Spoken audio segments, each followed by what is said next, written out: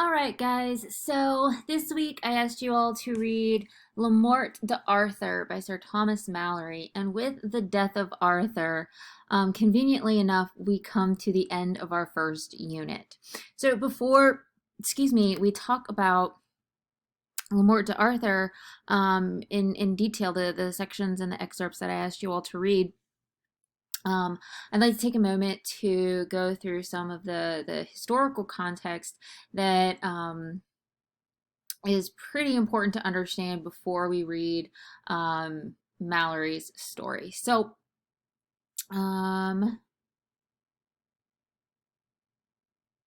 Malory is writing in the late 15th century, and um, during the 1400s, we talked a lot about kind of those transitions and those changes that were going on while Chaucer was writing, but also going on towards the latter part of the 15th century.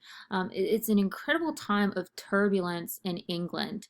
Henry V, he decides to invade France, claiming hereditary entitlement and a desire to kind of unite Europe under one Christian flag.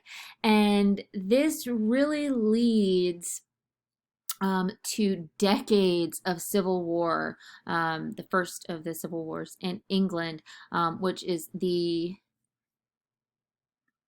War of the Roses. And it's a series of bloody civil wars for the throne of England between two competing royal families, the House of Lancaster, or the Red Rose, and the House of York, or the White Rose. If you are familiar with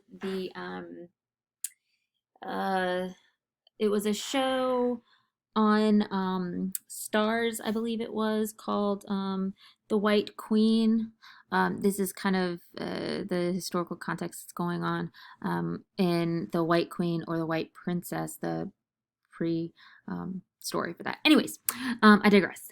Henry the sixth becomes the King of England at 9 months old, as well as the disputed King of France. And once he becomes of age, he marries a French lady, Margaret of Anjou, who is more power hungry and more politically driven than he is.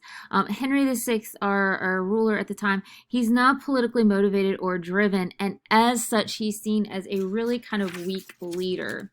And because of that, there was a rampant lawlessness throughout the kingdom, and it opens up the door of power hungry nobles and lawmakers to kind of plot behind his back and overthrow him. His weak leadership leads to his loss of holdings in France, and coupled with the corruption and mismanaged power in England and heavy taxation, there's this cause. We have these unhappy peasants, we have these unhappy property owners, and someone by the name of Richard of York is able to harness that frustration, and basically there's a revolt. And Richard kind of moves his way into making a claim to the throne. Henry, our king, has this because of the kind of revolt and the aftermath of it, goes into this catatonic, crazy state where he is unable to rule effectively. So Richard of York becomes the Lord Protector of England. So the House of Lancaster is switched momentarily to the House of York by he becomes Lord Protector of England, and there's this real kind of rivalry and tons of battles, and ultimately Richard is crowned King of England in 1483 and imprisons all of his enemies in the Tower of London. He loses favor, and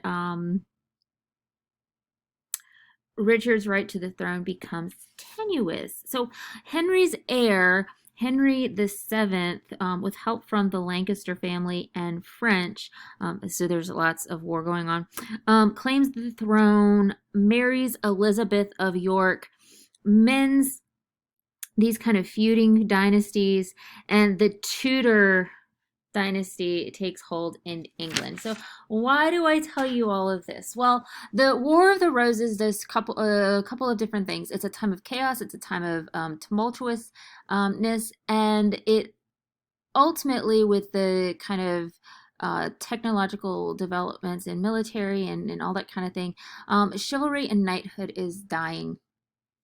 Um, and as such, the class hierarchies are also evolving. And more importantly, what happens as a result of the War of the Roses is that it gives rise or birth to a new dynasty in England.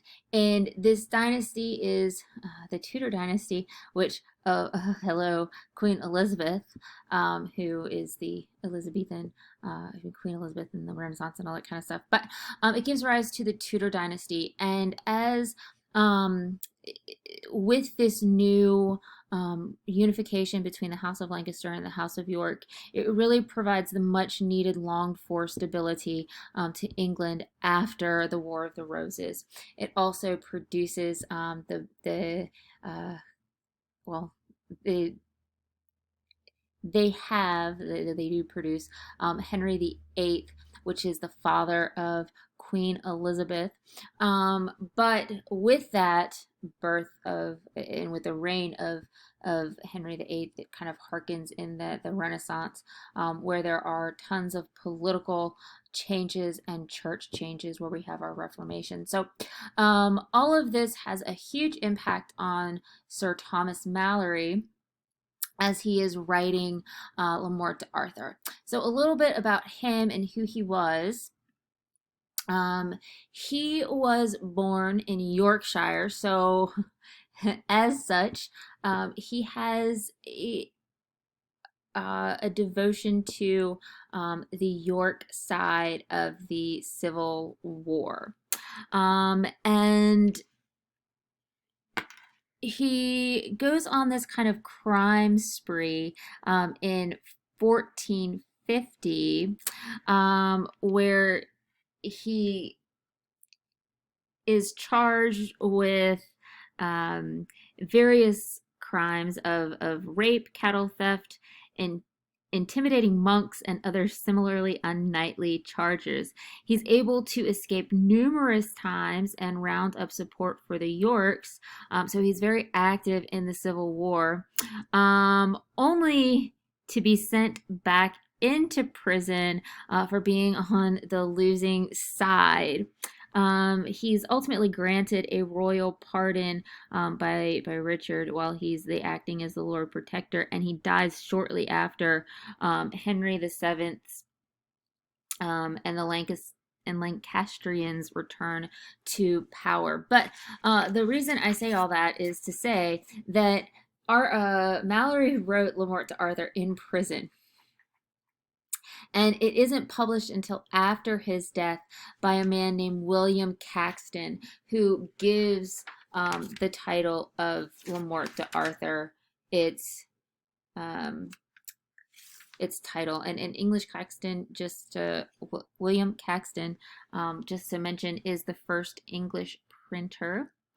And what the beauty of, I'll come back to that. So I am going to stop here, and then we'll pick up with Le Morte d'Arthur more specifically when I come back.